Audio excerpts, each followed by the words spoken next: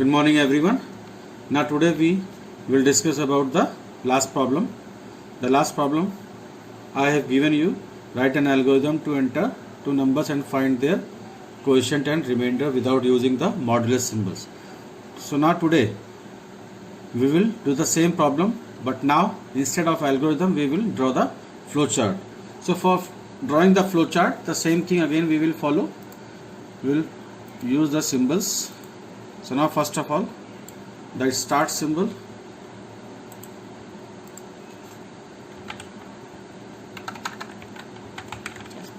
then after the next symbol is for input. So again go in shape, draw this symbol for input.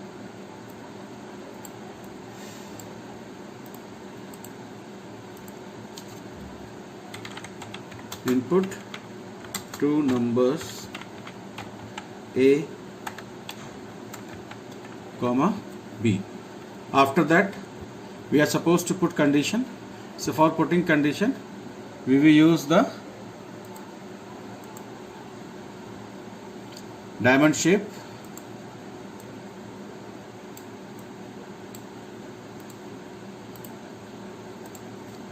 So if A is greater than B, then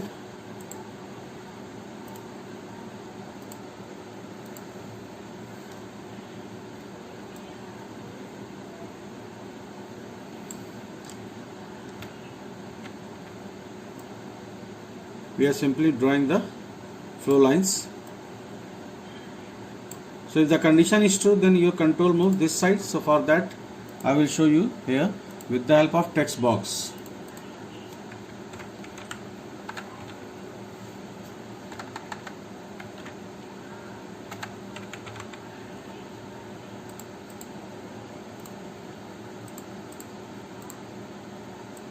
So please pay attention everyone.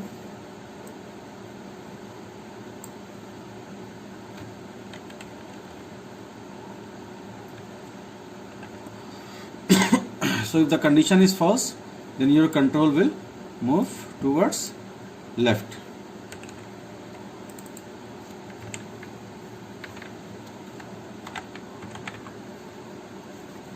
Now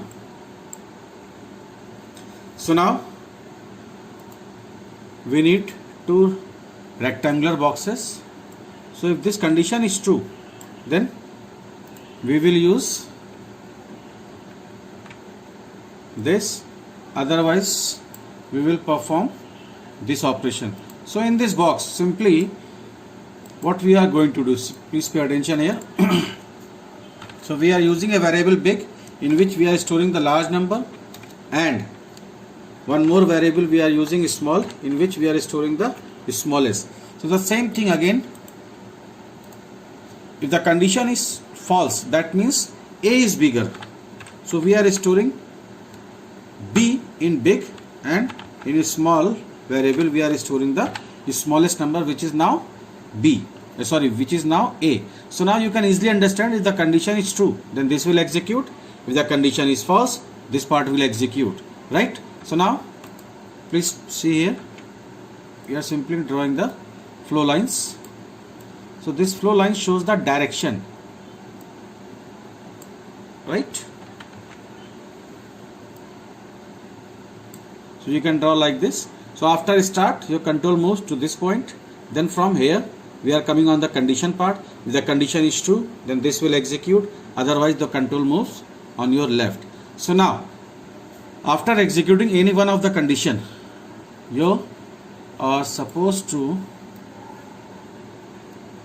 find the remainder and quotient. So for that we need more variables.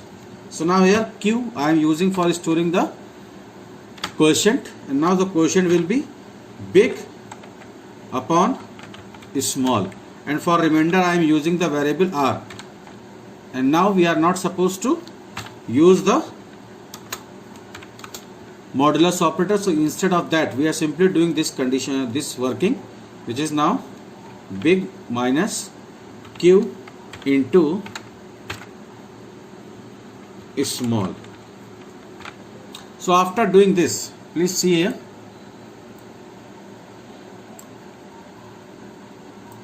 Draw the flow lines properly.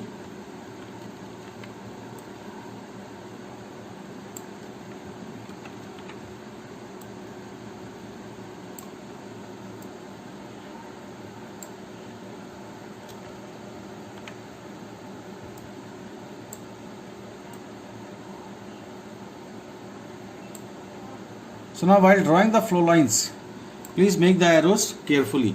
So ultimately after this and this, your control moves on this part, and after this we are supposed to print the result. So now ultimately the result we are getting in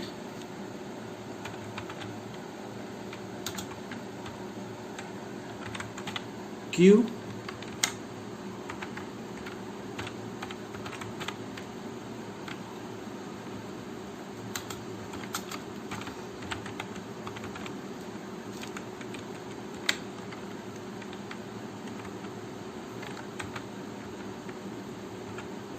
right. After that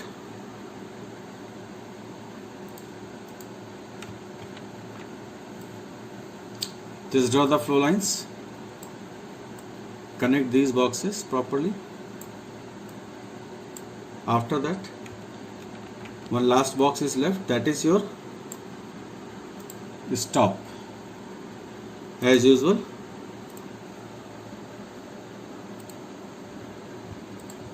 the oval shape that is used for stop, right? Now again I am going to explain the whole thing again. Now see, first of all the code is starting from here. After starting we are inputting two numbers. For example, you can assume in A we are storing 10 and in B we are inputting 8. So ultimately while dividing, the quotient will be 1 and the remainder will be 2. Now after here your control moves on this. So in A we are assuming 10. So 10 is greater than B, that is 8. So if the condition is 2, so here the condition is 2, that means you are coming on this part. So in big we are storing 10 and in small variable we are storing 8. After that your control moves downwards and now ultimately you are coming here. So Q will be big, that is 10 upon 8. So the output will be here 1 because we are using the whole numbers. In this case always the whole number will come 1. Now for finding the remainder without using the mod, the bigger is here 10 minus quotient is 1 into 8 because the value of small is 8. So 1 into 8 is 8. So 10 minus 8, the remainder is coming 2. After that your control moves downwards. Here we are using the output box for printing the output, that is your quotient and remainder, and the variable you have stored Q and R. So in these two variables you have stored the quotient and remainder. Then after you are finishing your flow chart. Now see one more time the same condition. Now just interchange the value of A and B. Like in A you have entered 8 and in B you have entered 10. So now the condition will be false. So you are coming here. This time in big you are getting the B, that is 10, and in small you are getting 8. After here you are coming again here. So again the same will happen. Same thing will happen, and then again you are getting the output. So ultimately whether the condition is true, this one or this one, in both cases ultimately the result you are getting, the biggest and the smallest you are getting in the big and the small variable. Then you are directly working on these two variables instead of A and B. So after that we are printing the result, quotient and remainder. So this is a simple mathematics way in which we are finding the quotient, then using that quotient only we are finding the remainder, right? And here one thing is very common in this type of problem, always we will assume both the numbers we are inputting as a whole number, right? I hope you have understood this problem, and in the next example I will show you more flowcharts. Thank you.